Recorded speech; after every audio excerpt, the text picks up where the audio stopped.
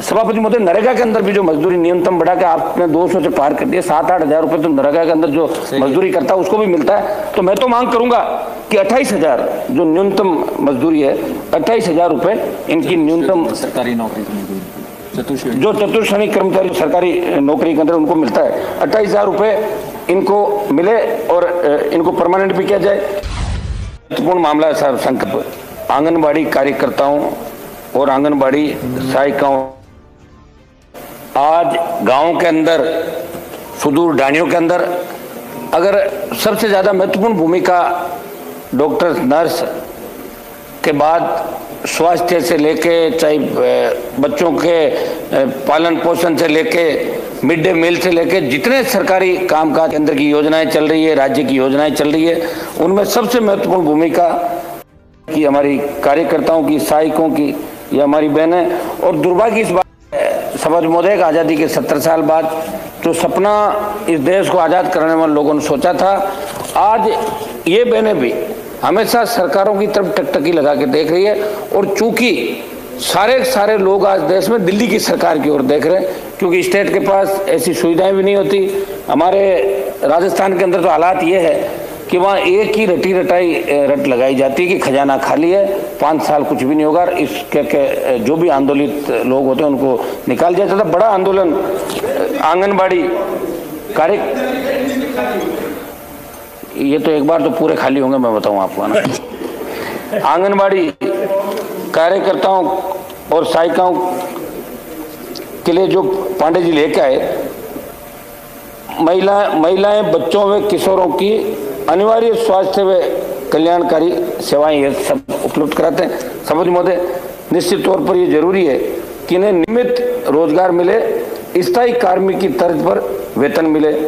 इस रेजुलेशन के माध्यम से चिंता करके देश के इस महत्वपूर्ण मुद्दे की तरफ सरकार का ध्यान आकर्षित किया, क्योंकि प्रधानमंत्री जी ने कुछ मानदेय इनका बढ़ाने का आदेश भी किया था, लेकिन वो बहुत कम था।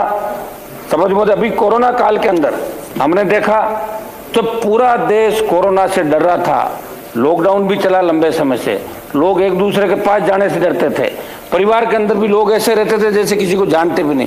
उस समय भी आंगनबाड़ी कार्यकर्ताओं की, सहायकों की और हमारे वहाँ आशा सहयोगिनियों के बीच बहुत बड़ा आंदोलन अभी राजस्थान के अंदर चला। उनकी भी बात मैं इनके साथ इसलिए जोड़ूंगा कि उनकी भी महत्वपूर्ण राजधानी के अंदर कर रहे हैं, बहुत बड़ी महत्वपूर्ण कोरोना काल के अंदर इनकी सेवा देखने को मिली। और हर समय ये सेवा के लिए तत्पर रहते थे, अपने बच्चों को छोड़ के ये दूसरों की सेवा करने के लिए निकल पड़ते थे। समझ महोदय, स्वास्थ्य विभाग के साथ साथ आंगनबाड़ी कार्यकर्ता, सहायिका व आशा वर्कर ने जिम्मेदारी से कोरोना काल के अंदर अपना काम किया। अभी राजस्थान में बहुत बड़ा आंदोलन इन्होंने चलाया। इनकी प्रमुख मांगे थी कि इनको समस्या सहयोगियों को मेडिकल हेल्थ चाहे, जब इनको फ्री कर देते हैं, एक जांच के बहाने गए और अगर मान लो सरपंच है और किसी नेता से पट्टी नहीं बैठती है तो उनको घर भेज दिया जाता है। तो समझते ये इनके कल्याण को लेके जो चिंता सदन के अंदर की, मेरे से पूर्व हमारे सांसद ने सारी बात विस्तार से आपको बताई। अभी लोकसभा में एक सवाल के जवाब में महिला एवं बाल विकास मंत्री जो यहाँ विराजी हैं ने बताया कि 1/10/2018 से आंगनबाड़ी कार्यकर्ताओं का मानदेय 3,000 से बढ़ाकर 4,500 रुपये, सहायिका का मानदेय 1,500 से बढ़ाकर 2,250 प्रति माह किया है। इस रेजुलेशन ने मानदेय की मासिक वेतन में बदलने की बात कही गई है। निश्चित तौर पर इनका मासिक वेतन आज सभापति महोदय, नरेगा के अंदर भी जो मजदूरी न्यूनतम बढ़ा के आपने 200 से पार कर दिया, 7-8 हजार रुपए तो नरेगा के अंदर जो मजदूरी करता है उसको भी मिलता है। तो मैं तो मांग करूंगा कि 28,000 जो न्यूनतम मजदूरी है, 28,000 रुपए इनकी न्यूनतम सरकारी नौकरी जो चतुर्श्रेणी कर्मचारी सरकारी नौकरी के अंदर उनको मिलता है, 28,000 रुपए इनको मिले और इनको परमानेंट भी किया जाए। क्योंकि अल्प मानदेय व नाम मात्र के प्रोत्साहन से इनकी आजीविका कैसे चलेगी। सभापति महोदय, आंगनबाड़ी केंद्र, सरकारी भवनों के वहां पे पेयजल, शौचालय जैसी मूलभूत सुविधा कैसे उपलब्ध हो, इस पर भी सरकार को गौर करने की जरूरत है। क्योंकि देश में 13 लाख 86,990 आंगनबाड़ी केंद्रों में से 4,36,613 केंद्रों पर शौचालय नहीं है। जनवरी जबकि 2,20,967 केंद्रों पर पेयजल की सुविधा नहीं है। वे 3,58,446 केंद्र किराए के भवन में चल रहे हैं। सभज महोदय, इसके अंदर हम लोग भी हमारी तरफ से प्रयास कर रहे हैं। सांसद, विधायक और जो भी जनप्रतिनिधि वो भी हमारे कोष से समय समय पर पैसा देके आंगनबाड़ी पक्के केंद्र बना रहे हैं। लेकिन 2 साल के लिए हमारा तो आपने इलाज कर ही दिया कि सांसद के पास बजट ही नहीं, तो कहाँ से करेंगे? हमें तो लोग बुलाएंगे नहीं। आप देखना कार्यक्रमों के अंदर लोग कहते हैं कि MP साहब आप क्या करोगे आके, आपके पास बजट तो नहीं, घोषणा नहीं कर सकते, MLA को बुलाएंगे। इसमें भी साथ साथ ये भी ध्यान आप लगातार रखें। भारत सरकार के अनुसार राजस्थान की मैं बात करूं, शपथ मोदी 61,974 क्रियाशील आंगनबाड़ी केंद्रों में 32,527 आंगनबाड़ी केंद्रों पर ही शौचालय, 48,949 केंद्रों पर पेयजल की व्यवस्था है। इस पर केंद्र सरकार ध्यान दें। 1-2 लास्ट के मेरे आंगनबाड़ी कार्यकर्ता, सहायिका व आशा सहयोगियों को स्थायी कार्मिक की तर्ज पर वेतन दिया जाए। आशा सहयोगियों का भी साथ में जोड़ देता हूँ साहब, शामिल ही करीब करीब एक जैसा ही काम है सबका।